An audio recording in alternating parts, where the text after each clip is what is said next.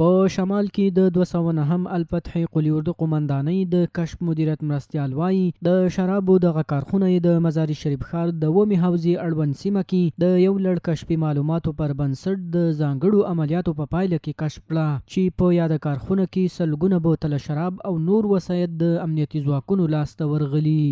موږ له سرحد څخه چې کوم مشروبات راوښتي وو په بوشکو کې هغه مو تعقیب کړي وو. د هغې په مورد مو یو نفر ونیوی.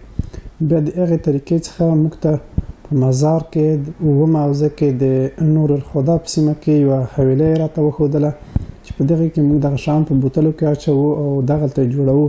بیا د دې ځای څخه ټاپې او شای دلته پېښ کوو، بیا نورو ولایتو ته استوو. له بلې خوا د 209 الفتح قلی اردو قومندانۍ ویان خلکو ته ډاډ ورکوي چې په شمال کې به د نشهیي توکو او نورو مجرمینو مخه نیسي او سرغړونکو سره به جدي قانوني چلن کیږي. اسلام پال ولس ته مو ډاډ او اطمینان ده چې په سمت شمال کې د 209 الفتح قلی اردو قومندانۍ اړوند دفاعي ځواکونه ستاسې په خدمت او چوپړ کې دي.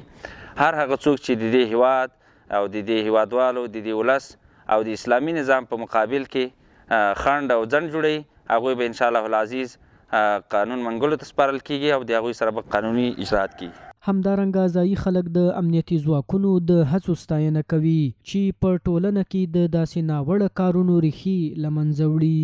موږ په دې باندې خوشحاله یو، د دې طرفدار یو، د دې پلویان یو چې په هر ځای کې دا رقمي فتنې باید هغه له منځه ووړل شي. دا داسې یو مضر مواد دي چې په دې باندې آینده نسل دې خرابېږي.